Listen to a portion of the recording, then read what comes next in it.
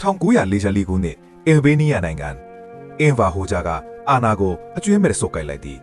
သူသည်ယူဂိုစလာဗီးယားနှင့်လန်ခွဲသည်ထို့နောက်ဆိုဗီယက်ယူနီယံနောက်ဆုံးတွင်တရုတ်နိုင်ငံနှင့်ပင်အဆက်အသွယ်ဖြတ်ခဲ့သည်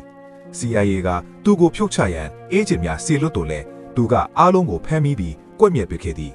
လုံးဝအထီးကျန်သည်စိတ်ချောက်ချလာသည့်အခါအနောက်အုပ်စုကကျူးကျော်လာတော့မည်ဟုသူအခိုင်အမာယုံကြည်သွားတော့သည်ရင်းအသက်အပြေမှာဘန်ကာများပင်ထူသည်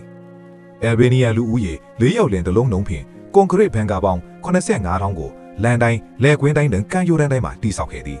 ပြည်သူများကိုကျွေးမွေးနိုင်ပြီးငွေကြေးများကိုကွန်ကရစ်များတဲ့သို့ပုံအောလောင်းထည့်ခဲ့သည်ထို့နောက်သူသည်ဖျားသခင်ကိုစစ်ကြေရန်သည်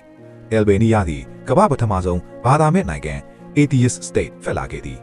ခရစ်ယာန်ဘုန်းတော်ကြီးများကွက်မြတ်ခံရသည်ဖျားเจ้าများဖျက်ဆီးခံရသည်တမန်ကျမ်းစာများမိရှို့ခံရသည်ခွင့်ပြုမရှိဘဲလက်နှိပ်ဆက်တလုံးပိုင်ဆိုင်ထားလျင်ပင်ထောင်ကျနိုင်သည်လူပေါင်း6,000ခန့်ကွက်မြတ်ခံရသည်တသိန်းခန့်ထောင်သွင်းအချင်းချင်းခံရခဲ့သည်သို့သောကျူးကျော်စစ်ကဘယ်တော့မှရမလာခဲ့ပါ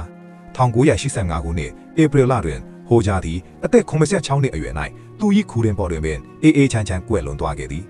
အယ်ဘေးနီးယားပြည်သူများသည်တိုင်းပြည်မှထွက်ပြေးကြသည့်တင်ပေါ်များကိုခိုးယူကာအီတလီသို့ရွက်လွှင့်ခဲ့ကြသည်